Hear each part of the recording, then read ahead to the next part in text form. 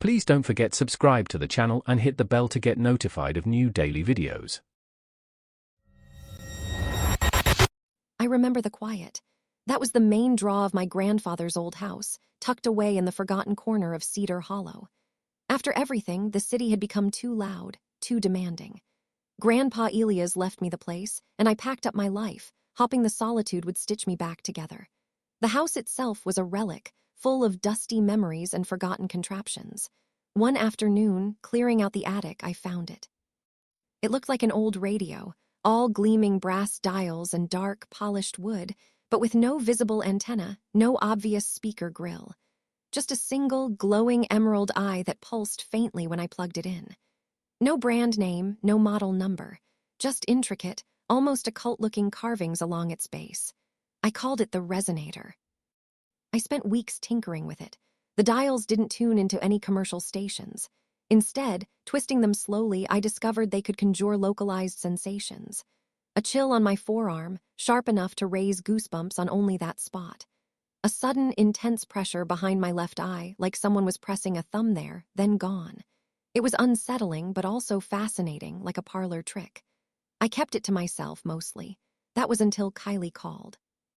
Our friendship had fractured months ago over something stupid, but she had a knack for circling back when she needed something. She wanted to catch up, which was Kylee speak for gossip and complain. We argued again, same old unresolved issues, and I hung up on her, seething. I remember yelling something about wishing she could feel what I felt, just for a second. Petty, I know. I completely forgot about the Resonator. The next morning, I was making coffee when a jolt shot through my spine, a sensation so alien and sharp it made my knees buckle. No muscle cramp, no pinched nerve. It felt like a tiny, vibrating tuning fork had just been plunged into my marrow. I collapsed, gasping. An hour later, as I was finally getting up, my phone buzzed. It was Kylee. Her message simply said, "Did you feel that? Oops." My blood ran cold. She couldn't possibly know. The Resonator was in the attic. The attic door was locked. I raced upstairs, heart pounding. The emerald eye on the Resonator was pulsing faster than I'd ever seen it. One of the brass dials, the one I'd labeled sensory focus, was just barely nudged from where I'd left it. It was too precise to be coincidence. Kylee knew, or worse, she had done this. The torment escalated swiftly. Kylee stopped calling. She didn't need to. Now the sensations were my new unwelcome notifications. A sudden burning itch deep in my ear that wouldn't go away. A phantom taste of something metallic and foul on my tongue, strong enough to trigger nausea. Sometimes it was pure, localized pain, a searing heat behind my knee, a relentless thrumming ache in my molars. It felt like she was tuning me, finding my frequencies. I stopped sleeping. Every strange sensation, every shift in air pressure made me jump. I barricaded the attic door, but the Resonator kept pulsing.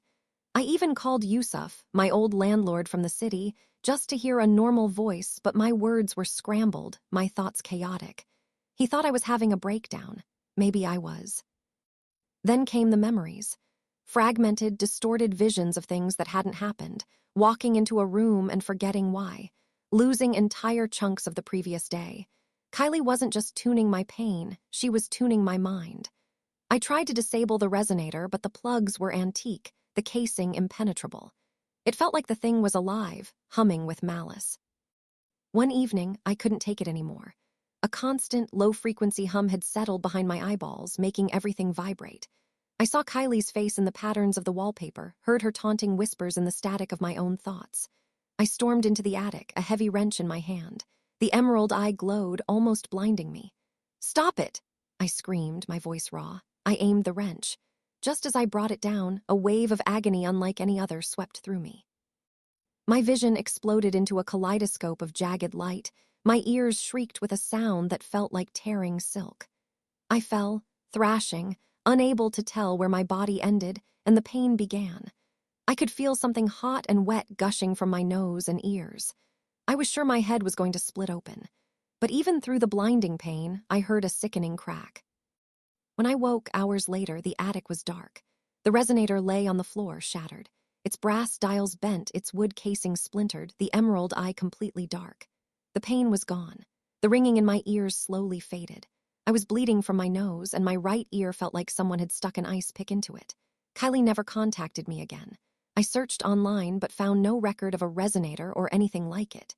Yusuf hasn't called back. He probably thinks I finally lost it. It's been months since that night. The house is silent again, but I'm not. The localized pains still return, sometimes subtle, sometimes sharp. The phantom metallic taste in my mouth, the memory gaps, the vivid flashes of dreams that aren't mine. I keep catching glimpses of Kylie's face in reflections, in the shadows. And sometimes, when I'm alone in the quietest hours, I hear it. A faint, almost imperceptible hum, just at the edge of hearing, like a single, solitary dial, still turning somewhere in the silence. It feels like she's still out there, experimenting. And I'm still her frequency. I don't know if the device is truly gone or if she found another. All I know is the tuning hasn't stopped.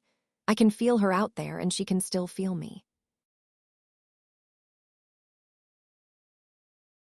If you enjoyed this video, please hit the thumbs up button to like it. And please do subscribe to support the channel.